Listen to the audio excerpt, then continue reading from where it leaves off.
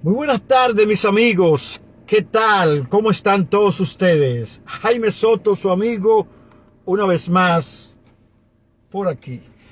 Miren, señores, hoy es domingo, ¿verdad? En el día de hoy, mi esposa y yo fuimos a misa, a la iglesia católica. Y en verdad, en lo personal, me sentí muy bien. Me sentí muy bien en la iglesia porque allí en esa iglesia, que era la Santo Tomás de Aquinas, porque es Aquinas, no es Aquino, ¿verdad? Porque Aquina es una región que era el antiguo imperio de Sicilia, o sea, Italia. Entonces, fui a esa iglesia y ahí lo que había en cuanto a la asistencia, eso estaba lleno. Y yo me sentí bien porque vi dentro de la comunidad hispana, porque la misa era en español. Se dan dos misas, una a las 9 de la mañana en español, una a las 11 de la mañana en inglés y otra a la 1 de la tarde en español también. Yo fui a la de la 1 de la tarde. Fuimos mi esposa y yo. Y los hispanos que había allí estaban llenos, ¿verdad? Me sentí contento porque vi representación diversa de la comunidad hispana en Nueva York, en el Bronx. Ahí habían personas con rasgos étnicos de mexicanos, de venezolanos, de dominicanos, de boricuas, de colombianos, e inclusive hasta irlandeses. Oígase bien, habían ahí. O sea, irlandeses que tenían una relación casado con una hispana, como es el caso de uno de los bomberos de aquí del Bronx, de la comunidad por donde yo resido, que parece que está casado con una hispana y asistió con ella a la misa. Los irlandeses, en su gran mayoría, son católicos, sobre todo los irlandeses que no forman parte del Reino Unido, sino los irlandeses católicos. ¿Verdad? Que la historia de los irlandeses católicos siempre ha estado ligada a la hispanidad. ¿Verdad? Yo conozco mucho sobre eso, sobre todo cuando la Nueva España, cuando ya era México, la Nueva España se convirtió en México porque México se separó de la Nueva España y los británicos enviaron, los estadounidenses enviaron irlandeses a pelear con los mexicanos, pero cuando ellos vieron todas esas cosas católicas en Texas, ahí en Texas, cuando estaba esa lucha de que Estados Unidos se quería apoderar de todo ese territorio que era de la Nueva España, pero que México, al haberse independizado, lo reclamó y lo poseyó, ¿verdad? Pero todo eso iba, todo lo que es el sur, hasta Colorado, hasta Utah, en Oregon, o sea, el territorio de la Nueva España, dentro de lo que hoy es territorio de Estados Unidos, era inmenso. Entonces yo estaba viendo ahí un video de un español explicando todo lo que queda, ahí está en mi muro, todo lo que queda de ese legado hispánico en lo que es territorio ahora estadounidense, luego de la guerra México-estadounidense, ¿verdad? Cuando ya México estaba separado de la Nueva España. Entonces, territorio de la Florida, de Alabama, se dice que Luisiana era territorio francés, había algo francés, pero primero fue de los españoles, antes de que los franceses y los españoles hicieran un tratado. La Luisiana era español también, en lo que es Alabama, porque esos territorios de la Luisiana se dividió después y surgió otros estados, Alabama, qué sé yo qué, Georgia, todo eso. Entonces, yo estaba viendo todo eso, ¿verdad? Sobre eso. Y yo me sentí bien en la iglesia, que era lo que le estaba diciendo, por esa comunidad diversa hispana, de todo color, de todo tipo de etnia, pero de rasgos hispánico. Me sentí muy bien, me sentí tranquilo, relajado, ¿no? En lo que duró más de una hora y media o 1 hora y 45 minutos duró la misa. Me sentí bien y me sentí también honrado porque a mí y mi esposa, uno de los que están ahí, un sacristano o algo, nos eligió para ir a llevar la Eucaristía, llevársela al Padre. Oígase bien, mi esposa con el asunto del vino y yo con la hostia, que nos escogieron a nosotros, ¿verdad? Y me sentí honrado. Y mi esposa y yo fuimos todo el pasillo a llevarle eso al Padre cuando tocaba ya darle la Eucaristía. Yo me sentí honrado, mi esposa se sintió bien. Yo me sentí honrado, tú sabes, por eso, de que me habían escogido en ese día para hacer eso, ¿verdad? Porque es cultura, señor. Y cuando yo vi todos esos artes vitrales ahí en las ventanas de la iglesia, ese arte vitral, esos que me recordó a mi niñez cuando yo iba a la iglesia Sagrado Corazón de Jesús en Villajuana, ¿entiendes? Ahí donde yo estaba preparando para recibir el catecismo y todo eso, ahí me sentí también ahí donde por primera vez empecé a jugar baloncesto en el club Domingo Sabio, Dosa, en la iglesia, Sagrado Corazón de Jesús de Villajuana. Entonces, yo me sentí bien con todo eso. Seguí la liturgia, la misa, todo. Sentí una tranquilidad, una paz, porque en verdad es algo espiritual ir a una misa. Independientemente de que tú sabes, lo que yo he investigado sobre el asunto de la iglesia y la fe y todo eso, pero eso no importa. Yo fui a tener un momento cultural, espiritual en esa iglesia y me sentí bien. Y en esa iglesia que está aquí, que esa es la iglesia, como le dije, Santo Tomás de Aquino. Mírala ahí. Tomás de Aquino. ¿Se acuerdan de ese nombre? Santo Tomás de Aquino. La universidad, lo que hoy es la UAS en Santo Domingo, la Universidad Autónoma de Santo Domingo, primero se llamó Santo Tomás de Aquino por una bula papal que se hizo en el 1500 y algo, 38, algo por ahí, ¿verdad? Más o menos, si no me equivoco, me corrigen si alguien tiene la fecha. Entonces, lo que se trataba ahí es el primer domingo de Adviento.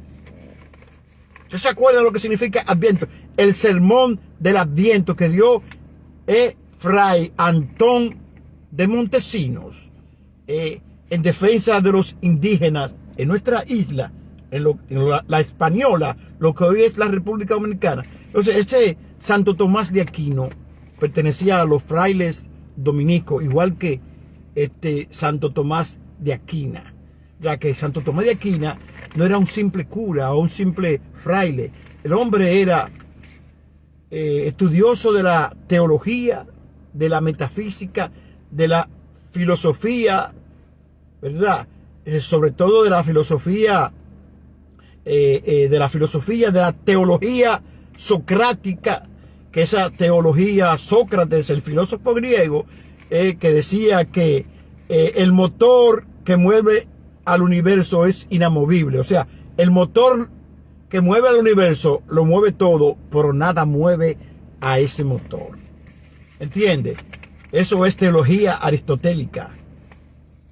¿Entiende? Entonces, Santo Tomás de Aquino, no solo, porque no es que él era él, todos los sacerdotes, todos los frailes desde el principio de la iglesia son personas estudiadas en filosofía, metafísica, teología, o sea, son personas que estudian, ¿entiendes? Pero tienen su doctrina y tienen su dogma que en aquel tiempo, ¿verdad? Sobre todo en la época de Galileo Galilei y otras personas científicas. Entonces, me entró una llamada y tuve que cortar ahí. Decía que esas personas, esos frailes, eran personas estudiadas por mucho tiempo. Eso es la diferencia de la iglesia católica entre otras iglesias, que sus sacerdotes, sus frailes, personas preparadas en varios campos del conocimiento, no solo en el asunto de la teología, sino en el asunto también hasta de la ciencia. ¿Entiendes? Pero ellos tienen su doctrina y tienen su cosa. Entonces, ahí está la diferencia con otras iglesias, que cualquiera te dice que empieza a hablarte y agarra una Biblia y te la empieza a interpretar a su manera, mientras que un sacerdote tiene amplio conocimiento, y cuando agarra esa Biblia, sobre todo la Biblia de Jerusalén, porque esta Biblia Reina Valera que uno usa es una Biblia protestante, que tiene traducciones que se le añadieron por un asunto, tú sabes, igual que como hizo la Iglesia Católica Romana, que agarró todos esos escritos primitivos de esa narrativa africana, sumeria, y de todos esos pueblos del Levana, y esas narrativas hicieron sus propias traducciones, tú sabes, porque se convirtieron en una iglesia y luego se convirtieron en un poder. Entonces, cuando la iglesia se convirtió en un poder, se alejó del cristianismo primitivo, que era un cristianismo que no tenía poder, por lo tanto era de sufrimiento y de lucha y de persecución que recibían, tú sabes. Pero después que tuvo poder, se impuso, ¿tú entiendes? Entonces, en esa misa, en esa iglesia en el Bronx, en la Santo Tomás de Aquino, le dije que era el sermón del Adviento, perdón, el primer domingo de Adviento, Adviento, como hizo Fray Antonio de Montesino, el sermón del Adviento en defensa de los indígenas. Entonces, yo sí, aparte de sentirme bien, cuando empezaron a leer la Biblia, ahí fue que tuve algunos pequeños inconvenientes, pero me sobrepuse, porque dije, lo importante es disfrutar de esta cultura, de este momento de tranquilidad, de convivencia con todas estas personas hispanas, de todo tipo de rasgo étnico que le dije, que era de todo color y de todo, y me sentí bien. Entonces, ¿por qué yo me sentí un poquito, no incómodo, sino solamente cuando se empezó a leer aquí sobre Jeremías, que dice así, que está en el capítulo 23 a partir del versículo 5, que dice: he aquí que vienen días, dice Jehová, en que levantaré a David renuevo justo, y reinará como rey, el cual será dichoso y hará juicio y justicia en la tierra. En sus días será salvo Judá, e Israel habitará confiado, y este será su nombre con el cual le llamarán Jehová, justicia nuestra. Óigase bien, ¿por qué yo me siento incómoda ahí? Porque esto aquí, que es el Viejo Testamento, eso que dice Jeremías, muchos dicen que era que estaba anunciando que iba a venir un Mesías, y dicen que era Jesús, pero resulta que Jesús, la palabra Mesías es una palabra, vamos a decir, un título, ¿verdad? Es un título, o sea, que podía haber sido Jesús, podía haber sido quien quiera. El asunto era que se refería a un Mesías que era de lo mismo de David, ¿verdad? Hijo de David, tú sabes. Pero ahí yo me sentí un poquito, no por la palabra Mesías, ni porque interpretan que era Jesús que iba a venir, sino por el asunto que eso es específico para Israel y Judá, dos pequeños tribus, dos pequeños poblados que estaban en el Leván. ¿Me entiendes? Eso era exclusivo para ellos. Pero sin embargo, me sobrepuse y dije, ya yo entiendo el convenio que tienen las iglesias con el pueblo de Israel. No solamente porque de ahí salió el judaísmo, el cristianismo y el islam y todo eso, sino, digo, el islam no tiene ningún convenio con los israelitas de ahora, tú sabes, ni nunca. Pero te quiero decir que yo entiendo ese convenio, ¿verdad? Entonces, cuando yo veo eso, como que lo veo tan exclusivo para Israel y Judá, dos poblados. Y luego me calmé cuando entonces el sacerdote empezó a hablar de el apóstol Pablo y la carta a los tesalonicenses, ¿verdad? Que ya esto es más inclusivo, es más universal, ¿verdad? Por eso la Iglesia Católica a través del Nuevo Testamento fue que se hizo universal con el asunto del cristianismo, con la doctrina paulina y todo eso. Se hizo más universal. ¿Tú entiendes? Entonces, en eso que hablaba de Pablo, de esa carta a los tesalonicenses, donde Pablo prueba la fe de los tesalonicenses, ¿verdad? Y le habla sobre las diferentes doctrinas que había, porque había una lucha de doctrina en esos tiempos. O sea, la doctrina que ahora se ha implementado, habían varias doctrinas, pero Pablo tenía una doctrina a la cual tal seguía y él quería que siguieran esa doctrina. Pablo tenía problemas hasta con Pedro, según esta Biblia, pero la doctrina que Pablo quería era una doctrina, en verdad, para ser sincero, más universal. Mientras otros discípulos de Jesús era el asunto para los judíos, eran exclusivos, porque ese Dios Yahvé era exclusivo para los judíos. Pero Pablo entonces, la figura de Jesús, la hizo universal.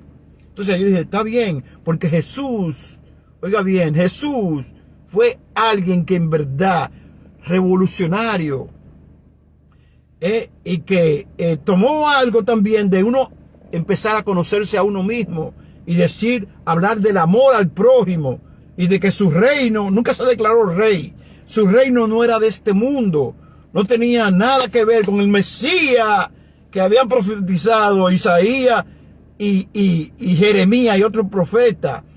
Jesús no tenía que ver nada con eso, porque cuando Jesús daba sus enseñanzas, se distanciaba mucho de ese Yahvé de destrucción, de guerra y de todo.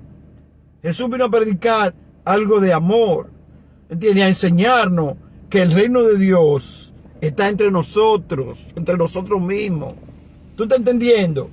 Pero la gente malinterpreta, o sea, no que malinterpreta, sino que interpreta las escrituras y la palabra de Jesús a su manera, y más influenciado por todas estas traducciones. Yo quisiera un día toparme con una Biblia etíope. Tú sabes, el problema es que no ha sido traducida. Esa Biblia etíope que está todavía en el lenguaje de los africanos, de los etíopes, pero en el ¿cómo se llama esto? Que tiene una mezcla de griego y todo eso, y de egipcio y todo, una mezcla, un lenguaje que se llamaba bueno, se me olvidó. El caso era el lenguaje que se hablaba en esos tiempos, en un Egipto y en una África post griega y post romana, que era un idioma, un lenguaje un poquito ya que tenía mezclas de todo eso, porque esa parte del Mediterráneo, Egipto, en África del Norte, Egipto y todo eso, y el Levante y todo eso, eso era una metrópoli, eso era como el Nueva York de ahora, que todo el mundo iba a personar a Egipto, que para el Levante, que aquí todo el mundo se vivía, y gente del Mediterráneo, de lo que es la Iberia, de lo que es la Grecia, de lo que es la Anatolia, ahí había todo eso, era constante, una mezcla de cultura y de todo, y de lenguaje. Entonces, cuando el sacerdote, que por su característica, supongo que era de origen mexicano,